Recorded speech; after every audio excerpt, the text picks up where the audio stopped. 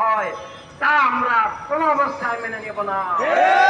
আমাদের দিন, আমাদের জীবন, আমাদের রাষ্ট্র, আমাদের স্বাধীনতা আমরা যে কোনো মূল্যে রক্ষা করব। আমরা দেখতে পাচ্ছি জঙ্গিবাদ, উগ্রবাদ, ধর্মের নামে অধর্ম উগ্রবাদের রাজনীতিকে আজকের তত্ত্বাবধায়ক অন্তর্বর্তী সরকার তাদের পিছনের সমন্বয়ক চক্র প্রশ্রয় দিচ্ছে।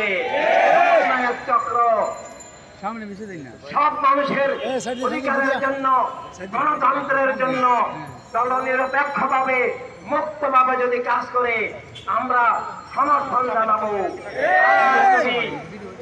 তা না করে রাষ্ট্রকে জঙ্গিবাদের দিকে ঠেলে দিতে চায়, অধর্মবাদের দিকে ঠেলে দিতে চায়, আমাদের দিনকে, রাষ্ট্রকে ধ্বংস করতে চায়, তালাবানি চক্র কায়েম করতে চায়, তাহলে সেটা আমরা জীবনের বিনিময়ে হলেও প্রতিরোধ করব। আমাদের দিন, রাষ্ট্র আমাদের জীবনের চেয়েও প্রিয়।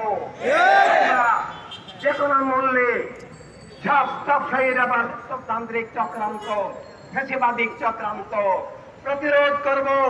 বর্তমানে যে অবস্থায় আমরা পড়েছি, একদিকে জঙ্গিবাদের প্রশ্রয় দিয়ে জঙ্গিবাদী রাজনীতিকে কায়েম করে ইসলাম এবং রাষ্ট্রকে ধ্বংস করার ষড়যন্ত্র, অপরদিকে দেশের আইন শৃঙ্খলা রক্ষা করতে তারা পারছেন না, নিরাপত্তা রক্ষা করতে পারছেন না।